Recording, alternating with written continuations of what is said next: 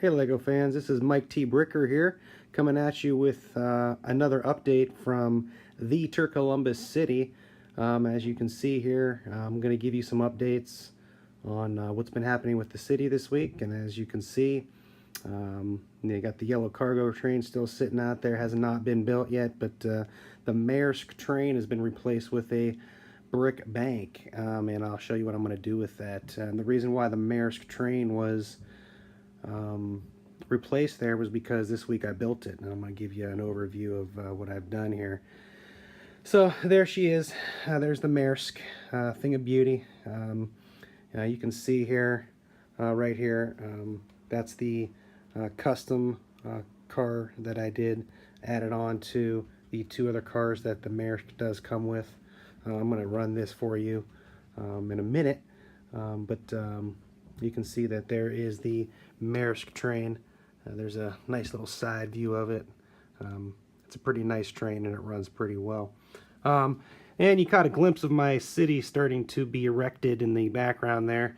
I'll just kind of walk over there for a second, give you a look at that. And you caught the new bridge that I did. I'm going to take you through that as well. But you can see in the background, there's the old city. Looks like there was an earthquake. Things were crumbling down. But it is coming apart and slowly moving over here to the new layout. So you can see that I put the other square over here, and that's pretty well placed where I think I'm going to keep it. The buildings are probably going to move all around. I just threw some buildings out there for spacing. There's the town hall right there. I put over here the Parisian Cafe. No Lego road was added yet, but I got a lot of road coming. I picked up some road today. I was up in the Lego store, so I picked up some road. That's going to get added. But you can see over here, I just put a couple of the buildings out just to kind of see what was happening, what I could do around this square here. You can see that the Lego, the Apple store is there along with Assembly Square. I kind of like the Palace Cinema there. It's kind of a fixture. It's got a nice little facade that I kind of like there. So we'll see if this changes. I'm sure it'll change 1,000 times, but I put the brick bank over here. What I thought I would do, I did pick up a second brick bank, and I thought what I would do is put another brick bank beside it and make a super bank, and do something with that and have a doubly large bank in my city. Had some ideas for signage and some things I might do.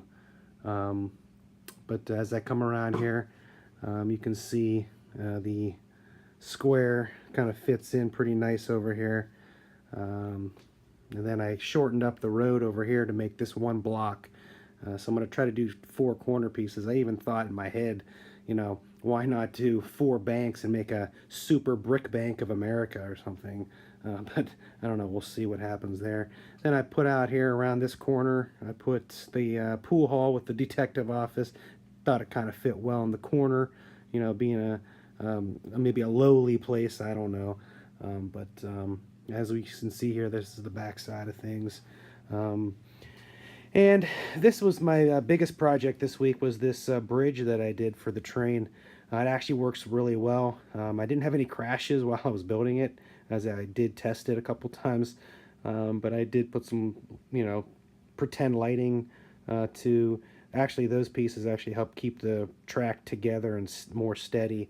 But I did build this bridge, and what I did was, you know, this isn't just track that's, you know, thrown out over the gap. What I did here is I'm going to show you the constructs down below. I use these, like, I don't even know what they're called. They're like racer tracks. They're a Lego product, and then I kind of like reinforced it with these things here, and it just kind of keeps things really, you know, really tight, and that makes the bridge work out really well, and there's not much movement, as you're going to see when I run the train. But this is what I've been working mostly on this week, besides building the Maersk, was to do this bridge, and what it allowed me to do, as you can see, if you remember before, I did have the train track kind of went out over the table a little bit. This saved me a lot of space, and it's going to give me, you know, a lot of space for the future to come for some things that I want to do. But bridge looks kind of cool. Who knows? It might change. You know, with Legos, everything changes all the time. But for now, I like my bridge, and I'll show you how that works here. So I'm going to just kind of walk back around to my control here, and let me grab my remote, and I'll run the Maersk for you so you can see it run. It has run before. This is not its maiden journey, but I'll start her up here, and there she goes. There she goes, around the corner, around behind the city, and then you're going to get to see it come around the bridge. There it goes, nice and smooth, nice and smooth. There it goes. I'll give you a close-up from the other side as it comes around again. You can see it come from behind here, and there it goes. You can see that there's not much bowing of the bridge when the train goes over it. That was one of the goals of mine, was to reduce as much bowing as I could, as it did get stuck, until I did add those pieces that I found on eBay. They work beautifully, as you can see there. So for now, the bridge will stay. And it works out nice. Here, let me give you a close-up as it comes around the corner here. One last time. And here it comes. There goes the Maersk. So that is the Maersk train. Put it back into its home here.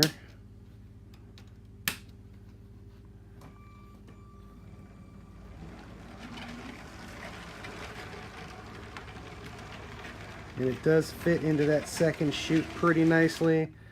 And we'll get it all the way back there. And that is the Maersk train. So as you can see, city's coming along really nice. I'm happy with things. I'm sure I'll move them around. You can see I bought some more track today while I was up at the Lego store. I bought some more switches. I don't know, I was kind of thinking about maybe running the track through the city. I had some ideas for some loops, taking up some minimal space, but we'll see what happens over the next week or so on the Columbus City. So there it is. It's taking shape, got a lot of space, a lot of room for growth, many years to come. I do appreciate everyone giving me a follow and a like and subscribing to my channel. I appreciate that very much.